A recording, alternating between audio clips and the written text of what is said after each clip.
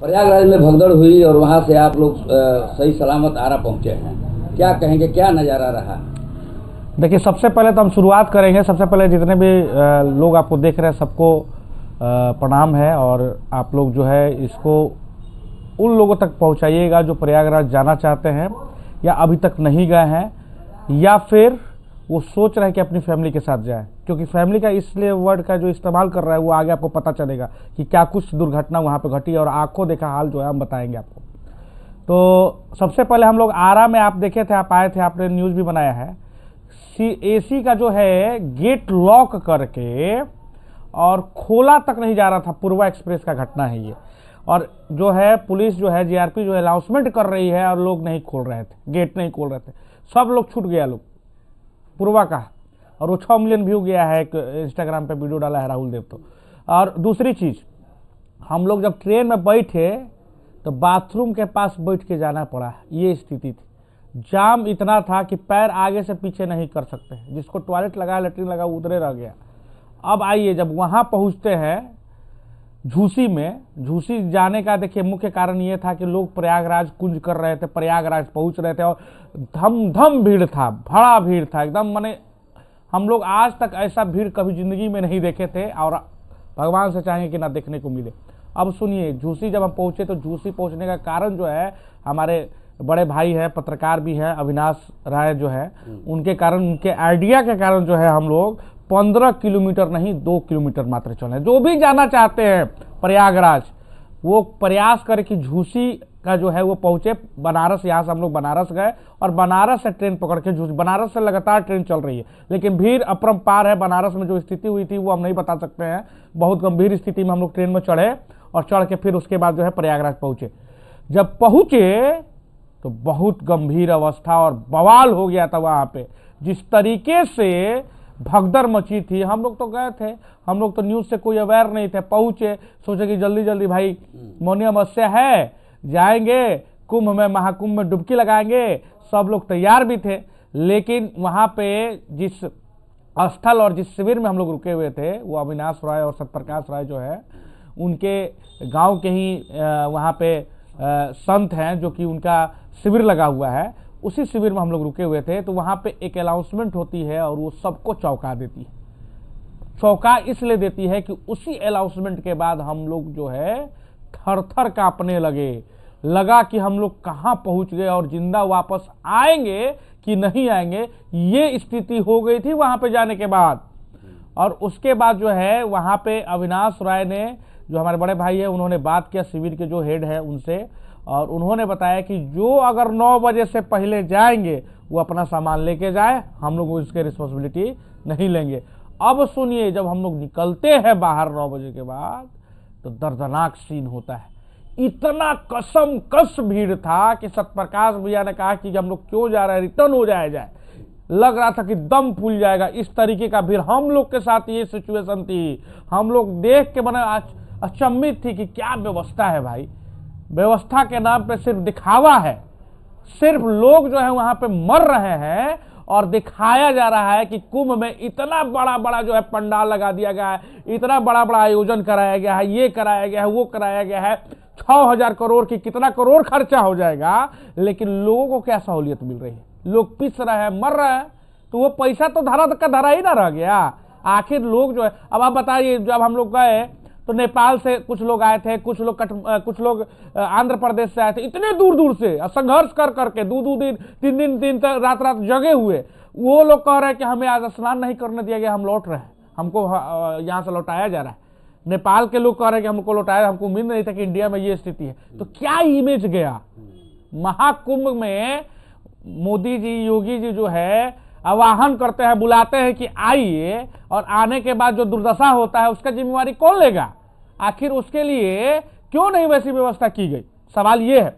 दूसरी चीज जो हमको वहां पे नजर आया, देखिए, हम एक उधर से जब हम लोग कुंभ से नहा के जब हम लोग आए तो एक वीडियो आपको मर्माहित मतलब कर देगा, देख के आप कहिएगा कि क्या हो रहा है। यहाँ देखिए, हमने थोड़ा सा वीडियो बनाया है, ये स्थिति देखिए, ये देखिए, इनके पिताजी भी मर गए और एक बेटा या बेटी था वो मर गया, और ये लोग रो रहा है, लोग कोई पूछने वाला नहीं है, पुलिस बस खड़ी हुई है वहाँ बगल में, और ये देखिए क्या स्थिति है। अब मर गया कि बचा है, ये लोग खोज रहा है लोग। देखिए ये माहौल है वहाँ का, और इस माहौल में लोग जो है कुंभ नहा रहे हैं, महाकुंभ नहा रहे हैं। मैं भगदड़ के बारे में सबसे पहले तो मैं ये कहना चाहूँगा कि भगदड़ जो हुआ इसके लिए बहुत दुख हुआ हमको, और ये नहीं होना चाहिए। पुलिस की इसमें नाकामी भी है। मैं बताऊँगा कि वो कैसे हुआ, आगे आपको बताऊँगा। पहले तो मैं बयान कर रहा हूँ कि मैं आरा से जब चला कुंभ के लिए जो चला, तो यहीं से हमको नज़ारा वो दृश्य नज़र आने लगा कि इतनी ट्रेनें में भीड़ की यहाँ पैर रखने का जगह नहीं था। कि हम लोग सोच रहे थे, यही मन में, हमारे साथ और भी लोग थे, बहुत सारे हमारे मित्रगण थे, सोच रहे थे कि हम लोग अपने आपस में बात कर रहे थे कि हम लोग जा पाएंगे या नहीं जा पाएंगे, कुंभ में स्नान कर पाएंगे भी या नहीं कर पाएंगे। लेकिन सब भगवान की मर्जी है, प्रभु का मर्जी है। हम लोग किसी तरह से मतलब कि भीड़ भाड़ में बचाते हुए हम लोग वहाँ तक तो पहुँच गए।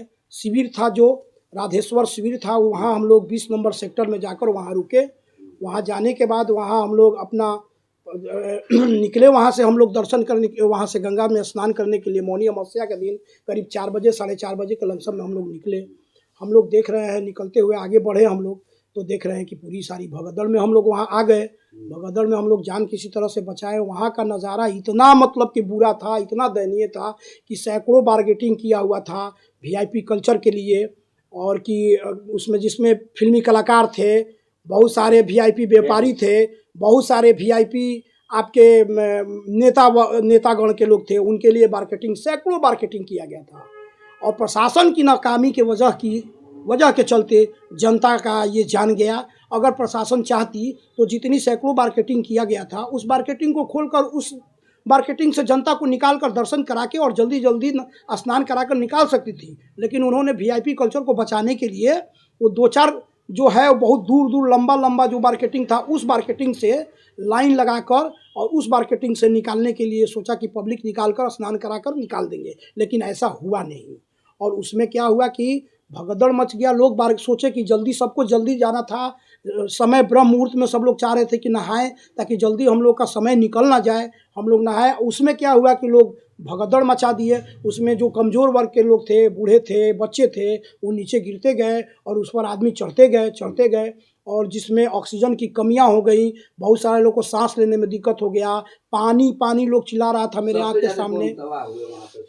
उसमें सबसे ज़्यादा बूढ़े और बच्चे, बहुत ज़्यादा, बहुत सारे गुम भी हुए हैं। लेकिन हमें लगता है कि गुम बहुत ज़्यादा हुआ है, कम हुआ है, लेकिन ज़्यादा वहाँ मरे आदमी हैं। हम लोग लग रहा है कि 500 से ऊपर आदमी मरे हुए हैं। यहाँ बात को दबाया जा रहा है, बहुत ज़्यादा आदमी मरे हुए हैं वहाँ। हमारे आँख के सामने लाशें जो जा रही थी, हमने देखे कि कॉटन लगाकर ये नाक में और कान में कॉटन लगा कर और उसको स्ट्रेचर पर लेकर वहाँ के जो फोर्स थे वहाँ एम्बुलेंस में लोग रख रहे थे, एम्बुलेंस में रख कर। तो अब पता नहीं वो कहाँ ले जाएंगे उस बॉडी को।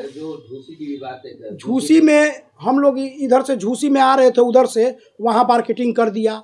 झूसी में हल्दीराम के सामने वहाँ पर ज़बरदस्त वहाँ पर भगदड़ मच गया। कीचड़ लगा हुआ था, वहाँ कीचड़ में बहुत सारे लोग गिर गए, वहाँ बहुत सारे को चोटें आई, बहुत सारे, इतने लोग तो वहाँ हमको हमारे आंखों के सामने तड़प रहे थे। तो वहाँ झूसी में वहाँ भी मार्केटिंग किया गया था, स्टेशन को क्लोज कर दिया गया था। आप विश्वास नहीं कीजिए, मैं एक बात और बताना चाहता हूँ, आप विश्वास नहीं कीजिएगा, स्टेशन को बंद कर दिया गया। हम लोग जब पूछे वहाँ कि भाई आप लोग क्यों बंद कर रहे हैं, तो स्टेशन पर बहुत सारा भीड़ हो गया है, वहाँ का लोड बढ़ गया है, स्टेशन पर आप लोग नहीं जा सकते हैं, आप लोग अगले दिन जाइए या दूसरे दिन जाइए, वहाँ की प्रशासन यही बोले। आप विश्वास नहीं कीजिएगा, हम लोग चहारदीवारी फान कर और स्टेशन की चहारदीवारी फान कर हम लोग स्टेशन पर आए, और स्टेशन का नज़ारा इतना भयावह था कि अब हम उसको बयान नहीं कर सकते हैं। भोजपुर की जनता से मैं हाथ जोड़कर विनती करना चाहता हूं कि आप शाही स्नान के चक्कर में ना पड़ें और भीड़ भड़ाका से बचें। और सबसे पहले तो अगर अब आए भी तो बूढ़े और बच्चे को ना लेकर आएँ। हम आपसे बार यही निवेदन करता हूं, भाइयों से, बहनों से और हमारे भोजपुर के जनता से। मैं यहाँ के एक भोजपुर के नागरिक होने के नाते और एक जिम्मेदार नागरिक होने के नाते मैं आपसे बार विनती करूँगा, आप शाही स्नान के दिन नहीं आइए। 26 तारीख तक हमारा कुंभ लगेगा। 26 तारीख के बीच में कभी भी एक दिन देख लीजिए, जो जिस दिन शाही स्नान ना हो उस दिन आप आइए। मैं यही आपसे बार विनती कर रहा हूँ।